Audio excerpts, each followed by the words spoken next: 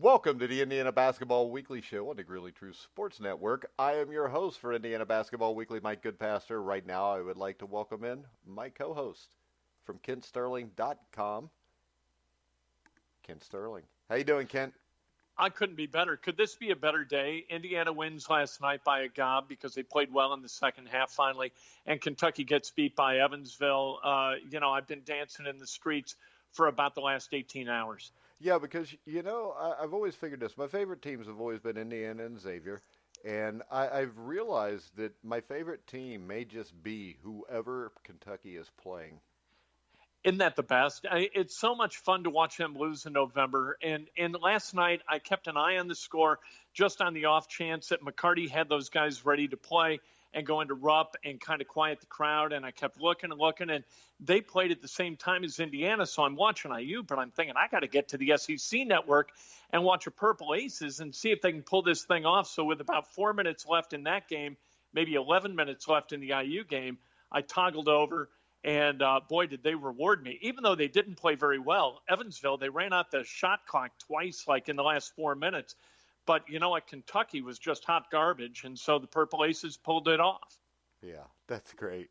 Anytime Kentucky loses is great. But Indiana, despite not playing its best 40 minutes of basketball, they wore down North Alabama to win 91-65. The final score didn't show it, but the Hoosiers were up by just 7 points at the half, were sluggish for about 25 minutes of action on Tuesday night.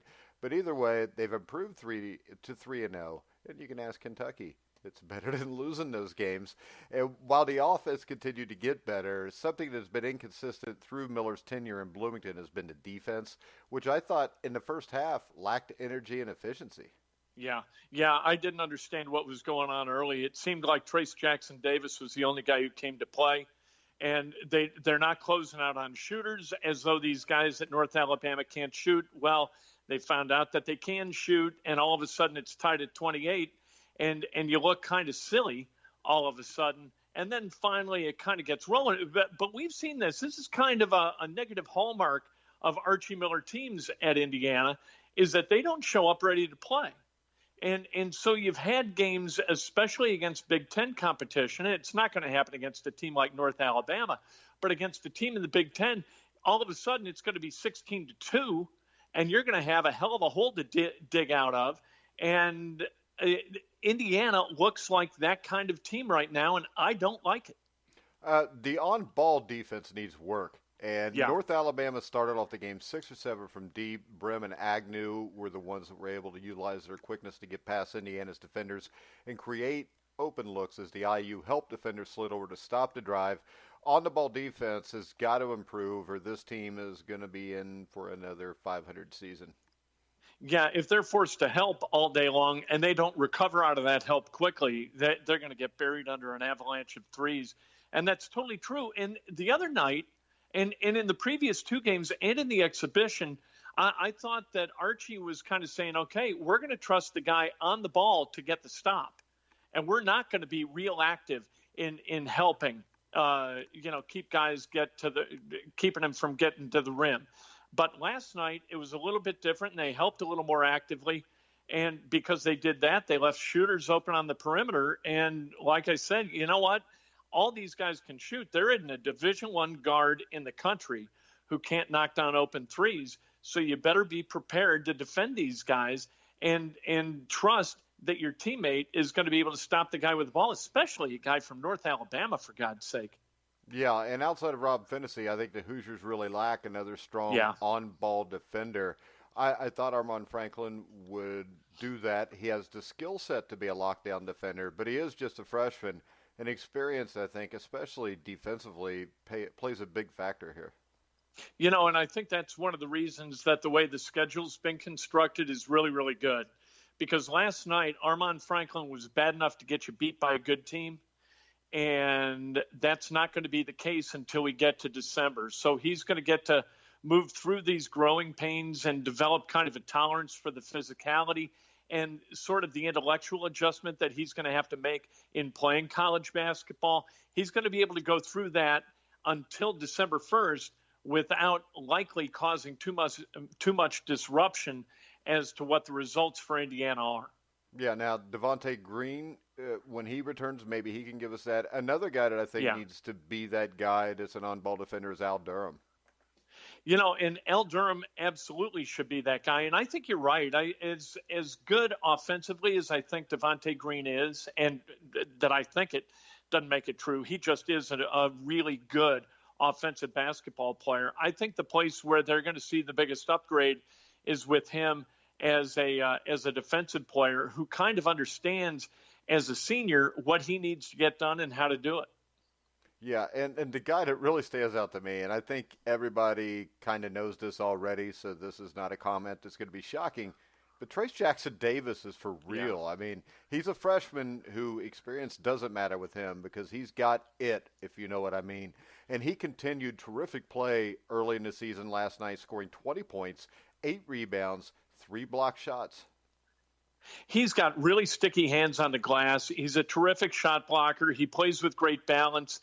And one thing that he did last night that I was sort of unsure of through a couple of games is he made foul shots. He made 14 of 15, and I thought really looked like I thought that maybe the game was a little bit too fast for him the first couple of games. But last night it seemed like he was very cool with the pace of the play and what he needed to do and how he needed to do it. He looks like a really coachable kid who's developing very quickly.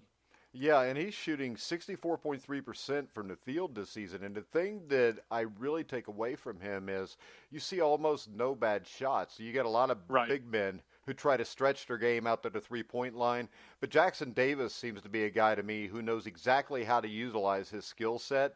And he is torching opponents with it early. And just from the fact that he doesn't force things now tells me that I think this is what we're going to see for the next however many years he's here. I hope that he's in that sweet spot, where he's good enough that he can play and be really, really functional and a real asset as a freshman, but not so good that he gets tempted to jump into the NBA draft. I don't think we need any more of those guys. But Trace Jackson Davis looks like a guy who's very comfortable playing college basketball and contributing in the way that he does. And last year, I mean, the comparison I'm sort of alluding to with Romeo, it was like, okay, Romeo's got a couple of things to check off every game. And one, he's got to enhance his NBA stock, and he wants to help his team win. I don't think that there's any, hey, I got to help my NBA stock in Trace Jackson Davis. At least it doesn't look that way through 3 games. Yeah, which tells me Trace Jackson Davis is more about the team winning than what's in it for Trace Jackson Davis. Free throw shooting. And it's finally, for the first time in 3 years I've done this show, it's a positive. They shot 45 free throws last night. Normally, if they shot 45 free throws, they made 27 or 28. Last night, they made 37, good for 82.2%. And now as a team, they're shooting 76% from the line, which is good enough for third in the conference. Indiana's making a living at the line. If the defense can step up, I do think offensively we are seeing a better team than what we've seen in past years. You add the free throw shooting, and the defense slowly gets better each game. This team could do something this year. You know what? If Indiana had been able to shoot 76% last year from the line, and that's not competition driven, right? You would hope you wouldn't shoot a lesser percentage against a Kentucky or a Duke or a North Carolina than you would North Alabama or Troy. It's 15 feet. You got guys on the lane. You're just shooting free throws. If they could have hit 76% last year, they go to the NCAA tournament and they probably win 23 games on the season. Yeah, and that could be said for the year before too. I mean, Yep. That's the difference between shooting 66% as a team and 75% of the team is probably 4 or 5 wins. Absolutely right, and that's entirely fixable. That's a thing that you can get better at. You can work your way into an improvement. I saw it, speaking of Trace Jackson Davis, I saw it when his dad did it. When Dale Davis was an Indiana Pacer, he was hitting about 48% from the line. He went to work with a guy named Tom Nordland from California, and Tom Nordland is a shooting guru, and he got Dale Davis better in a hurry. And Dale did it because if not for Dale missing free throws, that 1998 Eastern Conference Finals series between the Pacers and the Bulls probably goes to the Pacers. I don't think it does because I don't think the officials were going to allow that, Ken. Because if You I think remember you're right, in the fourth quarter of that game, I think the Bulls shot like 28 free throws and the Pacers shot 4. Yeah, the Pacers were up by 4 with 5 minutes left, and then it seemed like the guys in the striped shirt took over. I don't think David Stern had any interest in these plucky youngsters from Central Indiana going to the NBA Finals. Indiana-Utah Finals. That would not have been got good Michael for the Jordan NBA. said, but we've got the Dutchman. The Dutchman is going to drive ratings in the Netherlands. Let's go. Well, he would. But he's not Chinese, so the NBA was not that interested in the ratings from the Netherlands, probably. All right, let's go ahead and get off this game. I've talked enough about this. So let's talk about something that's really got me excited, and that's the Troy Trojans. I found out today from Greg Rakestraw, who's a local media guy, that Troy is also in Alabama. It's in the southern end of the state. You I didn't know believe that? they I knew that. I had no idea. I thought only knew maybe that it was because in they got Troy, a football Michigan. team that's actually been pretty good the last few years. They scored, according to Rakestraw, I haven't fact-checked him, 258 points in a game to set some kind of record. I don't know whether it's an all-time college record, but back in the day, during one game, they scored 258 against somebody. Yeah, I think that was when they were like a D2 or D3 school. Yeah. Well, I would hope. If they're going up against a Division I school and putting up 6 points, more than 6 points a minute, 6.5 points a minute, that is scoring. That's scoring at a high level. That's tremendous. Yeah, that's basically what Paul Westhead did at Loyola Marymount. Only against Division I teams, he could only get about 150 a game. And then double it, right? Yeah, but they were fun as hell to watch. They were great. That was I don't understand why nobody has mimicked what that is, because if you put the right talent on your roster and you go to that kind of pace where you're trying to shoot in 7 seconds or less, man, that's fun to watch, and it is really, really tough to play against. Yeah, but the problem that team ran into was they played UNLV, who had even more athletes that were more excited to play about that than them. And if you remember, though, that's exactly right. That Loyola Marymount team played Wimp Sanders' Alabama team in the Sweet 16 that year and beat them like 66-60 or something, where Alabama slowed it down and LMU still beat them. And then that game against Michigan was about as much fun as I could have watching two teams that I really don't care too much about play against each other. Yeah, I think it was like 148 or 149 to 115. Unbelievable. Really fun. I wish somebody would do it just to kind of vary the form a little bit. I think that there's a lot of similarities from college basketball program to college basketball program, and you don't really see like that sort of outlier way out, way beyond the fringes doing something completely different. Well, how about this, though? I think it's kind of like the NFL when the run and shoot was all the rage with the Houston Oilers or the Falcons. They'd get to the playoffs, but, it would rain at RFK and the Falcons would be derailed, or Houston would have a 35-3 lead and keep running the run and shoot instead of eating up clock. And I think that's the problem with playing that way, is I don't know that it's conducive to actually winning a championship, but it's conducive to taking a team like Loyola Marymount, who nobody had ever heard before, and putting them on the national stage. Well, and it beats the hell out of being the seventh place team in the Summit League. Oh, you know what I mean? If you're in the Summit League, let's go.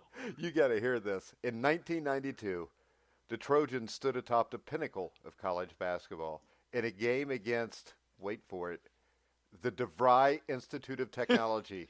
They scored an incredible 258 points, winning by a score of 258 to 141. So DeVry had some dudes that could put the ball in the basket. They were Division II at the time, and actually Troy, as a Division II program, had advanced to the second round of the D2 tournament in 1991. They advanced to the Elite Eight in 1988, and in 1989, they made it all the way to the national championship game, losing a heartbreaker to Cal State Bakersfield. But really, Troy beat DeVry 258 to 141. I think DeVry's only curriculum, it was for people learning how to solder stuff in computers. Well, I think that was it. So you had a bunch of soldering guys who understood computers. I think DeVry's big upset is they upset Ivy Tech one year. But you know what? Troy's no joke. They lost by a point to Alabama Birmingham. They lost by 6 to UT Chattanooga. So this isn't a terrible team coming up against Indiana. I think it's safe to say that they're probably the best team that Indiana has played. Maybe and hopefully they play a little bit differently, so they provide different tests. Yeah, and I know they're led by Zay Williams, who's a guard who put 18 up against Chattanooga. Zay Williams is the forward. They've got a guard that scored 14. So they look like they play with a 3-guard offense, though, which it seems like a lot of the smaller schools do nowadays. Those 3 guards combined for 39 points out of the 68 that they scored. So it looks like it's still a smaller team. I want to see Indiana play some guys with some big bodies. I think that'll tell us a little bit more about the interior defense. Those games are coming. But you're right, it's not going to be against Troy. And you know what? When you're at that level, the level that Troy is, you're not going to be able to recruit a big with any kind of athletic skill set whatsoever. So you may as well go 6'6" and under and try to run people off the floor. Yeah. And the thing is, they play the Carver Cougars after they play Indiana on Monday night. Is that right? Well, yeah. We know all about Carver from our conversation about North Alabama. Well, I was trying to find out more, but when they've got them up here with Troy on the ESPN website, when you click Troy Carver or the Carver Cougars, number one, it just says Carver Cougars. There's a shield with nothing in it. It's just gray. And when you click Carver Cougars, not a damn thing comes up. You can click this all day and it won't even load. That's very sad. That's if you're playing at this level and ESPN hasn't allocated the man hours to be able to build a reasonable site for you and put up your roster, what kind of a program are you? I think we already know the answer to that question. All right. Anything else you want to talk about before we go? Well, the thing that I'm really interested in seeing is if they can get off to a decent start. Whether Troy's any good or whether they're absolute hot garbage, I want to see Indiana show up ready to play and execute out of, from 20 minutes left in the first half right through the end of the game, and we haven't seen that yet. And I think Indiana's going to have to get to a place where that happens. And I really don't understand, and this goes back, and I know this is old guy get off my lawn crap. I understand that.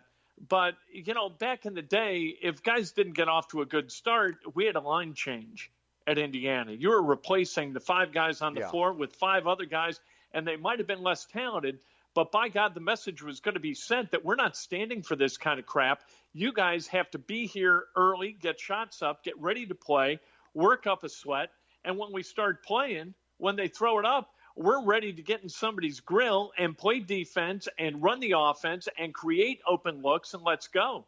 And we haven't seen that from Indiana yet. Yeah, and they should blow Troy out of the water. When you look at this, Chattanooga, who they lost to by 6, actually Chattanooga has a 2-point win over Tennessee State. They got beat by double digits by Eastern Kentucky, who got beat by Kentucky by like 50 or 60 points. So this should be another Indiana win. I think the only question is, will it be a 40-minute productive win? Will they be able to sub early in the second half? Because it's something you should be able to do against a team like this if you come out and play as well as you can. As the father of a walk-on, I love seeing the walk-ons play, and that's what, to me, if you've got selfless guys on scholarship, selfless starters, what they've got to do is go out there, put the wood to Troy or North Alabama or whomever early, and make sure that those guys get some run after that last TV timeout. That's the way I like to see these guys think and process information. Sometimes it happens, sometimes it doesn't. Sometimes they celebrate and they think that beating a team like North Alabama by 26 is some kind of great accomplishment. During these 7 games, it should be the goal of those starters and the goal of the scholarship guys to make damn sure that those walk-ons get in for 2-3 minutes at the end of the run. Yeah, at least. All right, Kent, Friday, you up to do a little Indiana Football Weekly previewing Indiana Penn State at 3 o'clock? I always promised you, Mike, that if Indiana ever won a 7th game before they played their 8th game, I would be more than happy to join the Indiana Football Podcast. And so I'm going to be true to my word. Yeah, and Kent promised that in 1994, and we're now getting to it a quarter of a century later. It's been a while, and I thought it was going to be a while longer. All right, so you can hear me Kent, and of course my normal co-host Cole Hanna. I don't know how normal he is, but he's hung out with Steve Risley a lot, so he may be a little messed up. But if you're listening, Steve, yeah, I went there, but I'm just playing around. All right, guys. Kent, you want to tell everybody where they can find you? KentSterling.com, at Kent Sterling on Twitter, and Kent Sterling on Facebook. It's all Kent Sterling all the time. So basically, if you want to find Kent Sterling, just Google Kent Sterling, and it'll come up. Easy enough. We make There it you simple for people. That's best.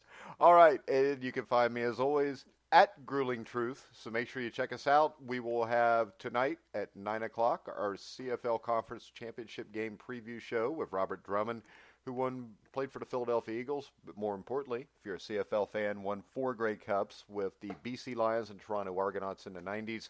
So make sure you check that out at 9. At 10 o'clock tonight, we'll have the NFL Weekly Pick'em show, so make sure you come back to check those out. You can hear all of our shows on iHeartRadio, iTunes, TuneIn, Spreaker, Stitcher, Spotify, wherever you find podcasts. Just like Kent, all you got to do is Google The Grueling Truth. So, for Kent Sterling, I'm Mike Goodpaster. You've been listening to The Grueling Truth, where the legends speak.